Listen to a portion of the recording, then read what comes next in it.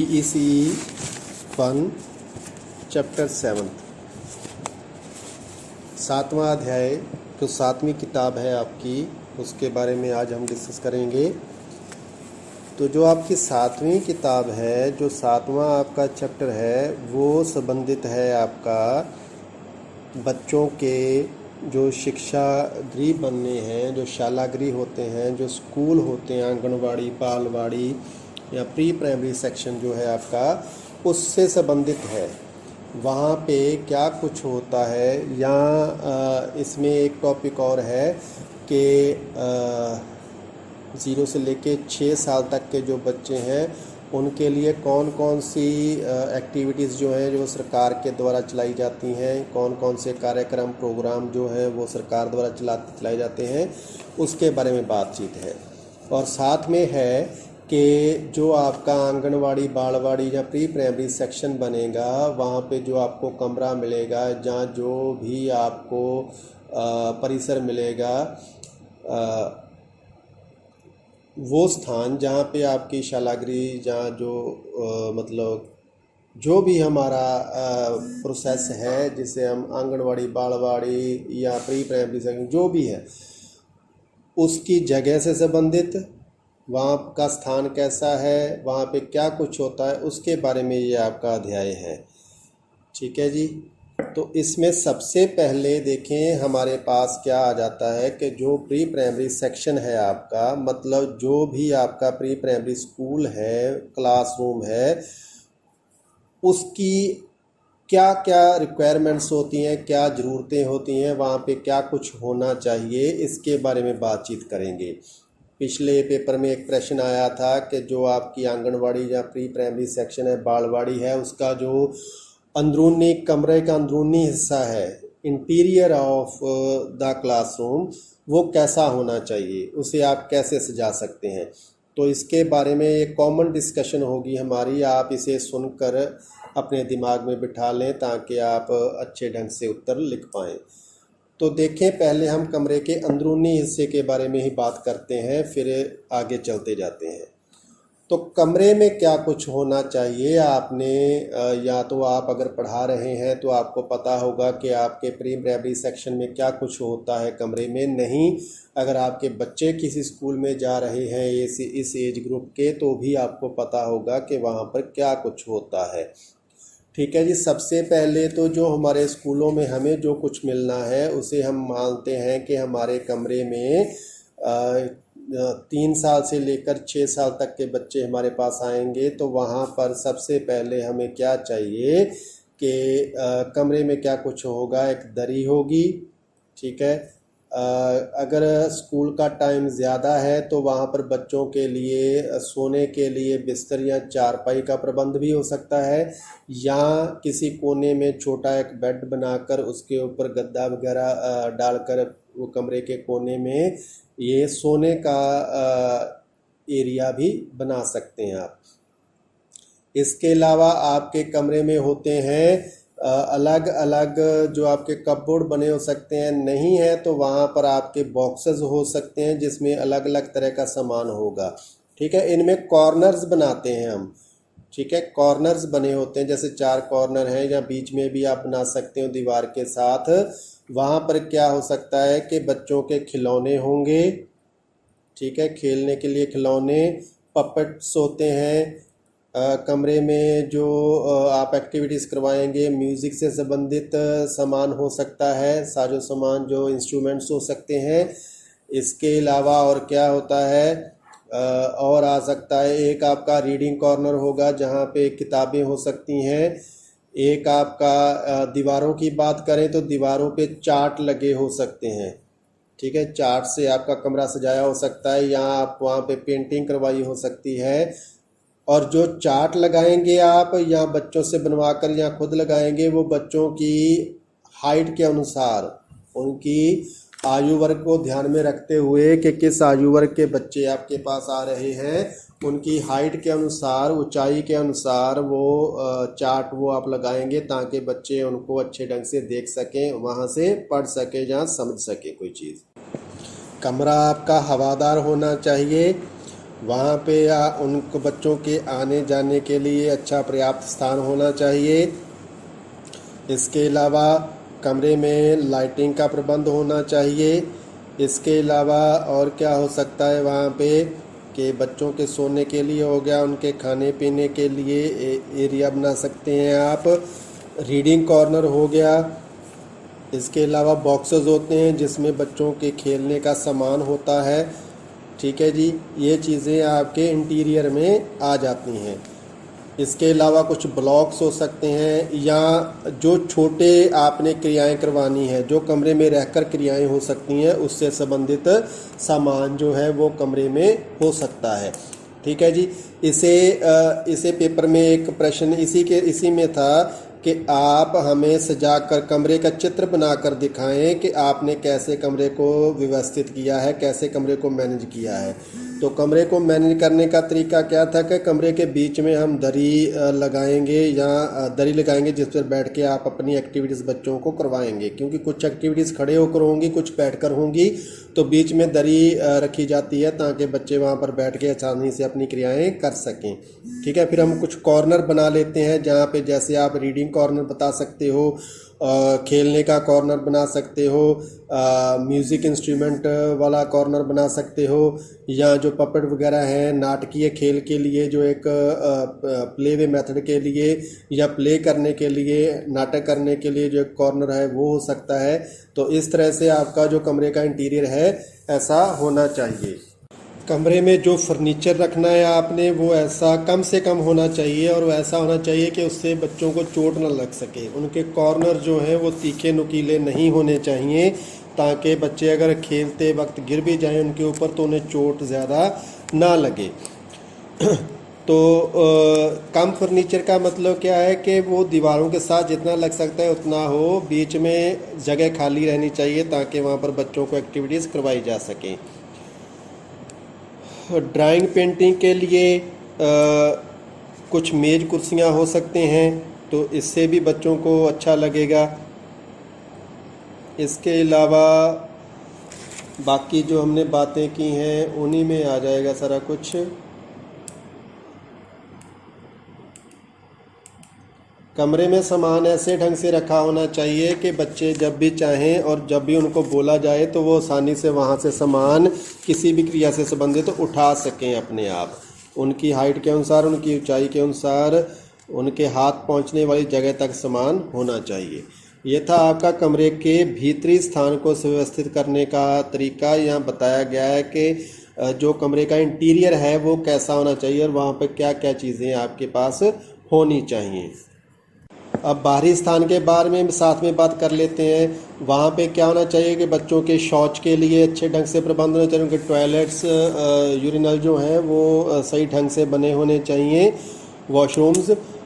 इसके अलावा वहाँ पर अगर छांव का प्रबंध है, छाया है, कोई पेड़ है तो ये भी अच्छी बात हो सकती है, या शेड हो सकता है, कोई बरामदा हो सकता है, ताकि कभी कभी बच्चों को बाहर भी छांव में खिलाया जा सके। इसके अलावा बच्चों के लिए झूले वगैरह लगे होने चाहिए, तो इससे क्या होगा कि बच्चों को बाहरी खेल जो है वो अच्छे ढंग से करवाए जा सकते हैं। खुला एरिया होना चाहिए, खुला मैदान होना चाहिए।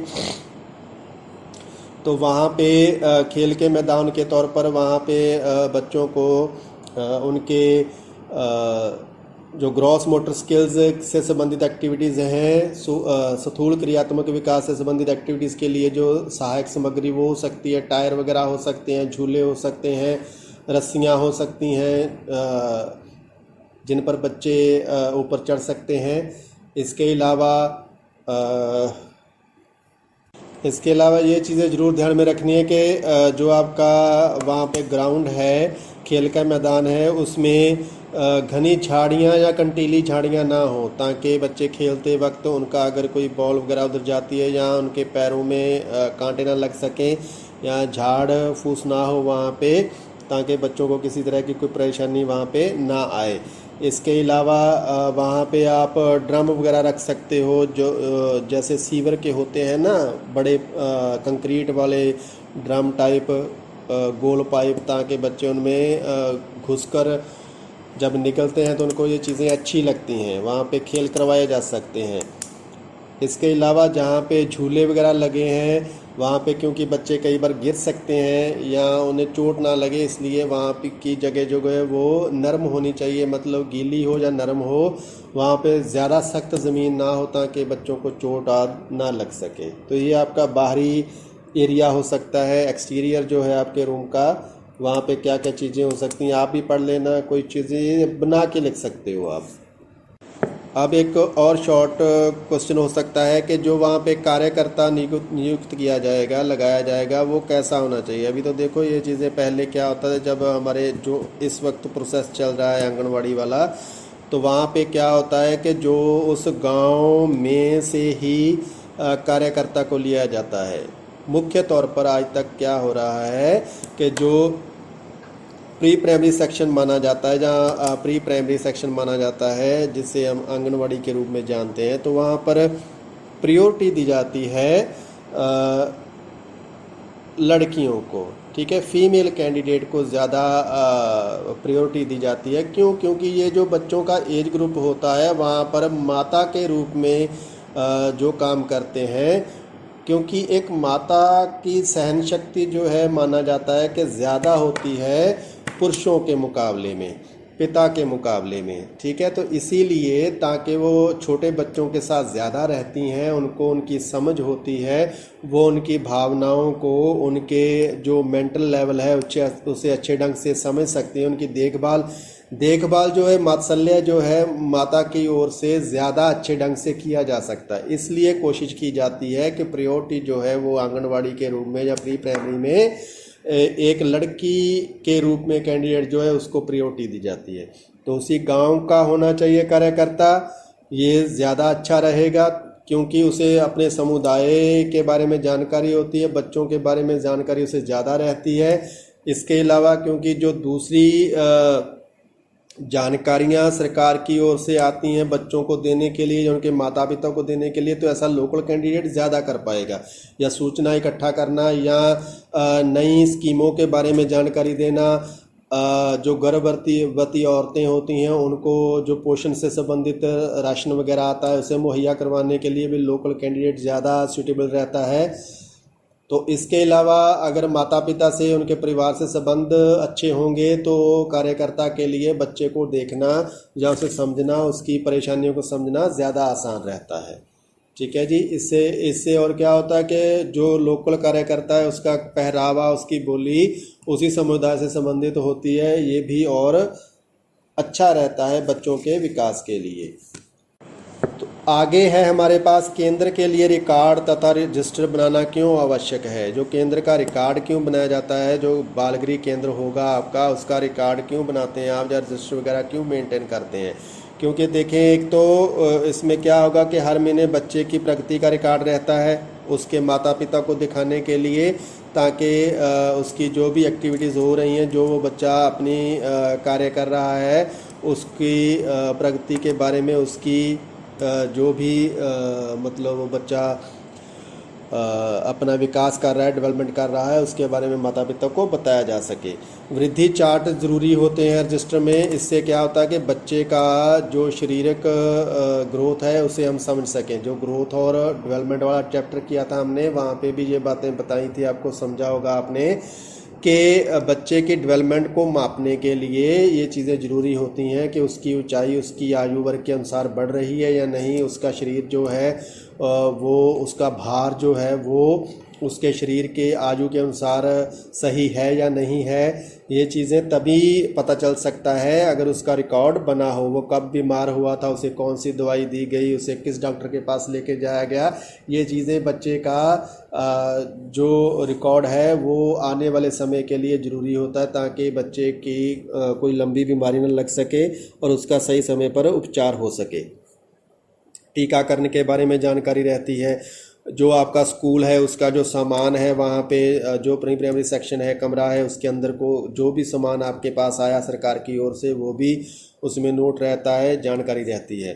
इसके अलावा जो फ़ी वगैरह होते हैं, फ़ंड वगैरह आते हैं आपको, उनका आप मेंटेन अच्छे ढंग से कर सकते हो, उन्हें अच्छे ढंग से व्यवस्थित कर सकते हो, कहाँ लगाया गया, कितना फ़ंड आया, ये सारी चीज़ें मेंटेन होती रहती हैं। तो हाज़िरी रजिस्टर रहता है बच्चों का कि किस दिन कितनी हाज़िरी हुई, ये सारी चीज़ें ज़रूरी हैं, आपके रिकॉर्ड को बनाना आपके लिए बहुत ज़्यादा ज़रूरी है।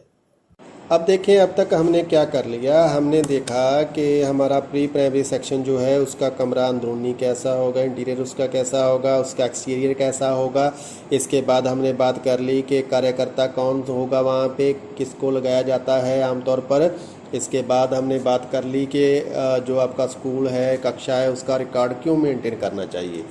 तो अब इसके बाद एक चीज़ और आ जाती है कि जो कार्यकर्ता है उसे जो अभिभावक हैं, बच्चे के माता पिता हैं, उनसे संबंध क्यों स्थापित करना चाहिए, या उनके साथ रिलेशन क्यों रहना चाहिए, जानकारी क्यों रहनी चाहिए उनको उनके माता पिता के बारे में।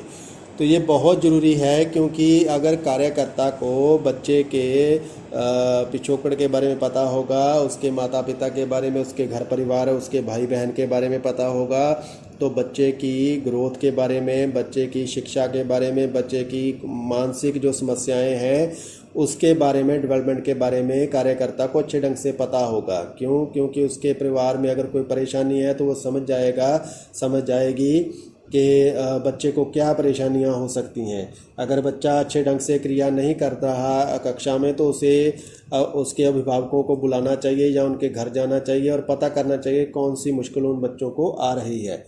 तो इससे क्या होगा, कौन कौन से पॉइंट हो सकते हैं। परिवार के सहयोग की इच्छा, ठीक है, जो परिवार है उससे कार्यकर्ता को सहयोग लेना चाहिए। अगर उनकी इच्छा हो, अगर उनके माँ बाप सहयोग देना चाहते हैं, तो इससे क्या होगा कि बच्चे की डेवलपमेंट है जो अच्छे ढंग से हो सकेगी।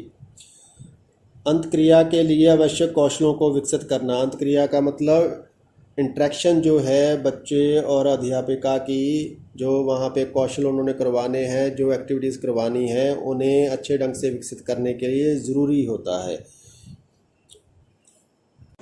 कक्षा में बच्चों के साथ इंटरेक्शन करने के लिए उनके माता पिता का सहयोग भी बहुत ज़रूरी होता है कि कार्यकर्ता अगर उनके माँ बाप से अच्छी तरह से बात करते हैं, उन्हें अच्छे ढंग से बुलाते हैं, उनको आए जब वो आते हैं तो उनसे अच्छे ढंग से मित्रता पूर्वक व्यवहार करते हैं, तो इससे क्या होगा कि माता पिता जो हैं वो सुनिश्चित करते हैं, वो अपने आप को फ्री महसूस करते हैं कि हाँ उनका बच्चा सही हाथों में है। और इससे क्या होगा कि कार्यकर्ता को क्या आसानी रहेगी, उसे उनके माता पिता से सहमति मिलेगी, वो बच्चों के साथ अच्छे ढंग से एक्टिविटीज़ कर सकेंगे। बच्चों का भी मन जो है वो कक्षा में कार्यकर्ता के साथ क्रियाओं में ज़्यादा अच्छे ढंग से लगेगा। तो और क्या हो सकता है कि जो बच्चों के माता पिता हैं, कई बार क्या होता है कि कक्षा में आपको कोई चीज़ें चाहिए, कोई आपको वहाँ पे ज़रूरत है, तो आप बच्चों के माता पिता से भी सहयोग ले सकते हैं। आप वहाँ पे उनके घरों से कुछ सामान इकट्ठा कर सकते हैं जो उनके लिए ज़रूरी नहीं है, पर वो आपकी कक्षा में काम आ सकता है। पुराने कपड़े हो सकते हैं, कुछ खिलौने हो सकते हैं। इसके अलावा भी कई माँ बाप ऐसे होते हैं जो केंद्र की रुपए पैसे के रूप में भी मदद कर सकते हैं, ताकि कोई नई चीज़ें जो है वहाँ पे लग सकें। तो इसलिए ये ज़रूरी है कि कार्यकर्ता बच्चों के माता पिता से अच्छे संबंध बनाकर रखें। और क्या होता है कि बच्चों के माता पिता जो हैं उनकी भी कुछ आकांक्षाएं होती हैं, उनके भी कुछ बच्चों के लिए उनकी भी कुछ सोच होती है। वो बच्चों को क्या बनाना चाहते हैं, कैसा बनाना चाहते हैं, बच्चों से अपने क्या वो अपेक्षा करते हैं। तो इन चीज़ों को पूरा करने के लिए भी ये ज़रूरी है कि बच्चों में जो व्यवहार होते हैं, कई बार बच्चे चिड़चिड़े हो जाते हैं, या कई क्या होता है कि कुछ बच्चे कोई एक्टिविटीज़ करते हैं जो बच्चों के माता पिता को अच्छी नहीं लगती। मान लो वो झूठ बोलते हैं, मान लो वो घर में आकर हाथ मुंह नहीं धोते खाना खाने से पहले, या अपने माता पिता का आदर सत्कार नहीं करते, घर में गलत बोलते हैं। तो ऐसे बच्चों को सुधारने के लिए या अच्छी आदतें विकसित करने के लिए माता पिता की भी आकांक्षाएं होती हैं, उनकी भी कुछ रिक्वायरमेंट्स होती हैं कि बच्चों को ये चीज़ें सिखाई जाएं। तो ऐसा तभी होगा अगर वो आकर कार्यकर्ता से अच्छे ढंग से बात कर सके, अगर उनको व्यवहार अच्छा मिले। तो इसलिए ये ज़रूरी होता है कि दोनों का व्यवहार आपस में अच्छा हो, ताकि माता पिता जो चीज़ें चाहते हैं वो भी कार्यकर्ता उनको करके दे। तो ये आपने ध्यान रखना है, और भी आप अपना पॉइंट बना सकते हैं अपने। इसके बाद हमारे पास आ जाएगा करिकुलम। देखिए, करिकुलम और सिलेबस, ये दो शब्द आते हैं। आमतौर पर हम सिलेबस को ही करिकुलम मान लेते हैं। हिंदी में कहते हैं पाठ्यचर्या और सिलेबस बोल देते हैं। पाठ्यचर्या और करिकुलम, करिकुलम को बोलते हैं पाठ्यचर्या। सिलेबस के लिए अलग चीज़ है, करिकुलम अलग चीज़ है। ये चीज़ें आपने समझनी है। अब पहले हम सिलेबस के बारे में बात करते हैं। सिलेबस क्या होता है कि जो आपके बच्चा जो है उसे 1 महीने में, 1 साल में जो भी शैक्षिक कार्य करवाया जाएगा, किताबों से संबंधित क्रिया करवाई जाएंगी, पढ़ाया जाएगा कि हाँ बच्चों को एक साल, जो पहली कक्षा में आया, प्री प्राइमरी 1 में आया, उस बच्चे को साल के अंत तक इतना काम सिखाया जाएगा। 1 से लेकर 10 तक गिनती करवाई जाएगी, या इतने अल्फ़ाबेट्स करवाए जाएंगे, हिंदी के शब्द अक्षर करवाए जाएंगे, पंजाबी के अक्षर करवाए जाएंगे। ये उसका सिलेबस हो जाएगा। ठीक है जी। करिकुलम एक व्यापक, जैसे ग्रोथ और डेवलपमेंट किया था हमने, उसी तरह सिलेबस और करिकुलम में फ़र्क है। पाठ्यक्रम जो हमारा है, पाठ्यचर्या जो हमारी है, सिलेबस और करिकुलम है। करिकुलम क्या होता है कि करिकुलम एक विस्तृत है, व्यापक टर्म है, ब्रॉड टर्म है। इसमें क्या आ जाता है, इसमें आपका सिलेबस तो आता ही है, इसमें आपका शैक्षिक काम तो आएगा ही आएगा कि बच्चों को साल में क्या कुछ करवाया जाएगा, क्या किस सिखाया जाएगा। पर इसके साथ ही जो और एक्टिविटीज़ करवाई जानी होती हैं कि कक्षा में सुबह बच्चे जब आएंगे उनको कार्यकर्ता जो प्रार्थना सभा है या बाल सभा को लगाई जाती है, ये चीज़ें कैसी होंगी। और बच्चों को दिन में उनका जो पाठ्यचर्या, जो काम करवाया जाएगा, जो पढ़ाया जाएगा, से लिखाया जाएगा, ये चीज़ें भी आ जाएंगी। और साथ में आएगा कि इनके साथ और सहायक क्रियाएं क्या करवाई गई। और